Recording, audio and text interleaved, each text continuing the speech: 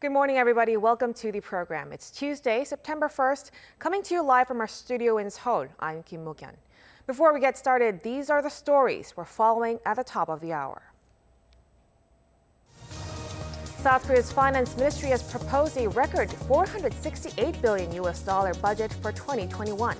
The budget, which is 8.5% higher than this year's figure, is aimed at overcoming the economic turmoil sparked by the COVID-19 outbreak. BTS make K-pop history, becoming the first South Korean artist to top the Billboard Hot 100 chart with their new song, Dynamite. Israel and the United Arab Emirates have achieved a historic diplomatic breakthrough with the first ever direct commercial passenger flight from Israel to the United Arab Emirates on Monday. Our top story this morning, South Korea reported 235 cases of COVID-19 on Tuesday. This brings the total number of cases in the country to 20,182. The number of new infections has decreased for 5 straight days now after the number peaked at over 400 last Thursday. But the daily tally has been in the triple digits for more than 2 weeks. The number of critically ill patients has reached 104 on Tuesday, raising fears over a lack of critical care beds. South Korea's economy in this year's second quarter contracted by the largest figure since the 2008 financial crisis. The Bank of Korea said Tuesday that the country's real gross domestic product fell 3.2% on quarter from April to June.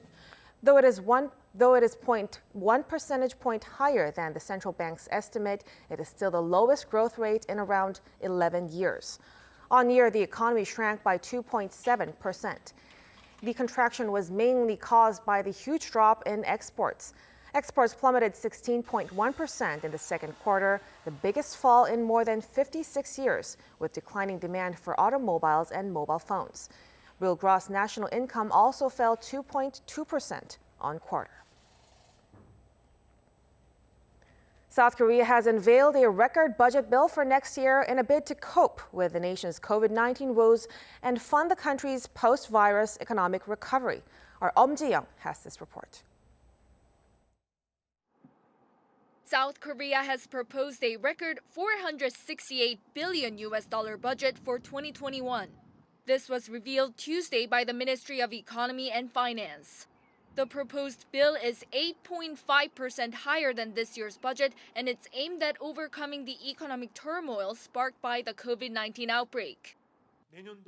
In short, next year's budget bill can be described as a leading nation overcoming the COVID-19 pandemic. For this, we'll actively support Korean New Deal projects and focus on ensuring a fast and swift economic recovery. The centerpiece of the bill is nearly $18 billion set aside for Korea's digital and Green New Deal projects for the post-COVID-19 world, which is expected to create some 360,000 jobs. The government has 10 key projects planned as part of the New Deal. One of them is to build a so-called digital dam by collecting data for use by the public and private sectors. The government will inject nearly $2.4 billion into building the digital dam. Another big slice will be used to stimulate the economy, including maintaining and creating some 2 million jobs, boosting consumption, as well as expanding private and public investments and regional developments. The government will also spend some $1.5 billion to be a leading country in terms of virus prevention measures. The fund will be used to strengthen the prevention system, including building more hospitals for infectious diseases, developing COVID-19 vaccines and treatments, and training talent in the medical field. In addition, the government will provide roughly $38 million to schools so they can run online classes as concerns linger over COVID-19. The 2021 budget bill has been drafted to be expansionary. South Korea's budget deficit to GDP ratio is forecast to be at 5.4%, and the national debt to GDP ratio is expected to be around 47% next year. Ji-young, Arirang News. South Korea's 21st National Assembly officially gets to work on its September regular session in the coming hours. The ruling Democratic Party and the main opposition Liberty Korea Party will give their policy speeches next Monday and Tuesday, respectively. Lawmakers will grill senior government officials on their policies and anti-COVID measures from September 14th. They'll vote on the first batch of urgent bills on the 24th. The annual 3-week audit of government agencies starts October 7th. Lawmakers will also review and vote on the government's 2021 budget proposal during the 100-day session. Since the session is the first since the pandemic, the Assembly has installed hand sanitizers, transparent dividers, and separate microphones as part of prevention measures.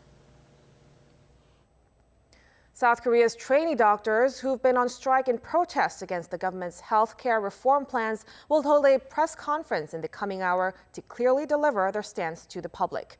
At 11 a.m. Korea time, the Korean Intern Resident Association said that they will speak on the reasons behind their week-long strike and receive questions from reporters. They would likely urge the government to scrap what they call its unilateral policies to train thousands more doctors and open new public medical schools over the next 10 years.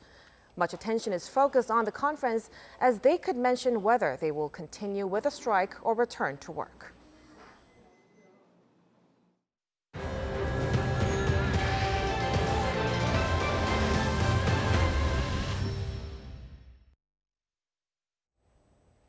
Now with some entertainment news, it's another world record for K-pop superstars BTS. The 7-member band has become the first South Korean act to hit #1 on the Billboard Hot 100 chart with their new single. Our Kim Hyo-sun has the story. BTS is continuing to make K-pop history, becoming the first South Korean artist to top the Billboard Hot 100 chart. Billboard revealed Monday that the boy band landed in the top spot on the Billboard Hot 100 Songs chart with their new song Dynamite, the group's first song performed fully in English. Previously, the highest-ranking artist from South Korea was Psy, with his 2012 viral hit Gangnam Style, which peaked at number 2, where it remained for 7 weeks in a row. BTS previously managed a high of number 4 on the Hot 100 chart with On, their lead track from an album released in February. Dynamite was a global hit upon its release. It attracted over 3 million concurrent viewers during its premiere on YouTube, garnering over 101 million views in just the first 24 hours, making it the biggest music video debut on the platform to date. Moreover, BTS became the first K-pop act to debut at number 1 on Spotify's Global Top 50 Index. All these achievements come on the heels of BTS picking up 4 awards at the 2020 MTV Video Music Awards. They won the awards for Best Pop, Best Group, Best K-pop, and Best Choreography with their song On. Kim Hyo-sun, Arirang News. Samsung Electronics is due to unveil the details of its latest smartphone, the Galaxy Z Fold 2. Due to COVID-19, the unpacking event will be live-streamed online on Samsung Electronics' homepage. The event starts on Tuesday at 11 p.m. Korea time. Pre-orders for the Z Fold 2, described as the most advanced flexible display device in the world, is expected to start next Friday. The device will retail for around $2,000 US. A U.S. and Israeli delegation arrived in the United Arab Emirates on Monday aboard the first-ever direct commercial passenger flight between the two countries. The flight marks a major step in relations between Israel and the UAE after the two nations achieved a historic breakthrough when they announced plans to work toward full normalization of relations in mid-August. Our Kim Jae-hee has this report. The first ever direct commercial passenger flight from Israel to the United Arab Emirates flew through Saudi Arabian airspace on Monday, carrying a high-ranking U.S. and Israeli delegation. The 3-hour flight looks to place a solid stamp on the historic U.S.-brokered peace deal to normalize relations between Israel and the UAE, laying a roadmap to joint cooperation. Speaking on arrival, U.S. President Donald Trump's senior advisor and son-in-law, Jared Kushner, celebrated the historic flight.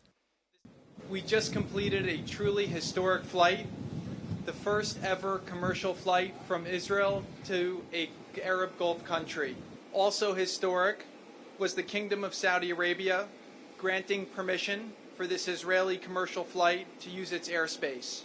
This is the first time that this has ever happened. Israel's prime minister also hailed the plane's landing and announced he had invited a UAE delegation to visit Israel. A historical day, a happy day for all citizens of Israel, a day of victory for the doctrine of peace in exchange for peace. Under my guidance, the head of the delegation invited the United Arab Emirates delegation to Israel, and I can tell you that we will receive them with a red carpet like they received us. With the U.S. as a mediator, the two nations achieved a historic diplomatic breakthrough when they announced their agreement to work toward full normalization of relations on August 13th. Palestinians, however, have fiercely opposed the normalization, seeing the deal as a betrayal. The UAE is only the third Arab country in the Middle East to recognize Israel after Egypt and Jordan. Kim Jae-hee, Arirang News. Train tickets for this year's Chuseok holiday or Korean Thanksgiving will open today at 9 a.m. Korea time and remain open for the next 2 days. Through Thursday, people can book tickets for trains running from September 29th to October 4th. All reservations are non-contact due to the virus, so people can only buy tickets over the phone or online. On the first day, 10% of the tickets are secured for the disabled and the elderly. From Wednesday, anyone can book tickets from 7 a.m. to 1 p.m. Tickets can be purchased for the Gyeongbu, Gyeongjeon, Donghae, Chungbuk lines on Wednesday. Tickets for the Honam, Jeolla, Gangneung, and Changhang lines go on sale on Thursday. Typhoon Maysak is approaching South Korea, and weather forecasters are warning that it might become one of the strongest typhoons to hit the country in a while. Our Peunji has more details. It was 2003 when Typhoon Maysak slammed into South Korea with devastating force. The storm hit when tides were rising, and a wave over 4 meters high swept on shore. Dead bodies were later found in karaoke rooms located in basements, as citizens had no time to escape. Not only is this storm, Typhoon Maysak, forecast to pack winds of over 170 kilometers an hour and up to 400 millimeters of rain, it's actually expected to be much stronger than Maysak, as it will slam into the Korean peninsula at a dangerous time. The nation will be under Typhoon Maysak's influence starting Wednesday, and this is when seawater levels will be at their highest. September 2nd is when the sea levels will rise to their highest point. Residents in certain parts of Jeju, Gyeongsangnam-do Province, and the eastern coast of Korea are warned to be fully prepared, as the typhoon makes landfall at the same time tides are rising. This phenomenon will likely cause a storm surge. If this happens, Maysak may cause major damage in those parts of the country. To minimize the possibility of loss of life, officials are urging citizens to take precautionary measures and comply with safety rules. Peunji, Arirang News.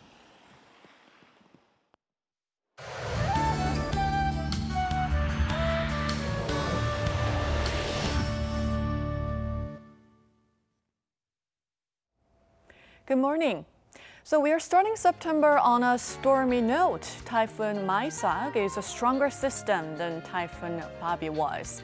While Maysak continues tracking towards Jeju and Korea's southeastern regions from south-southwest of Japan's Okinawa. For now, the weather agency is forecasting Maysak will make its closest approach to Seogwipo and Jeju tomorrow at around 7 p.m., reaching Busan by 3 a.m. on Thursday, then moves to cities along East Coast before passing near Gangneung in Gangwon-do Province by 9 a.m. What's even more concerning is that Typhoon Maysak is actually approaching during Korea's highest predicted sea level of the year. And the further east you are, the heavier winds and rainfall you're going to receive. In fact, Jeju and Jeollanam-do Province will start to see showers tonight. That nationwide rain prevails through early Thursday. And quickly checking on today's daily highs, heat wave alerts remain in place for western parts with highs above 30 degrees Celsius this afternoon. That's Korea for you, and here's a look at the weather conditions around the world.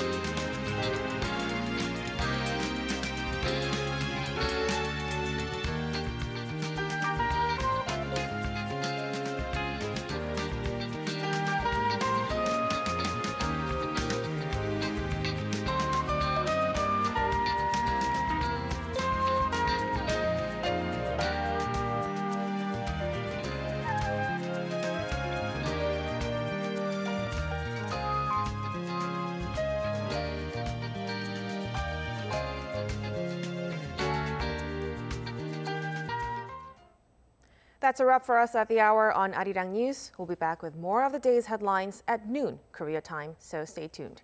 Thank you for watching and goodbye.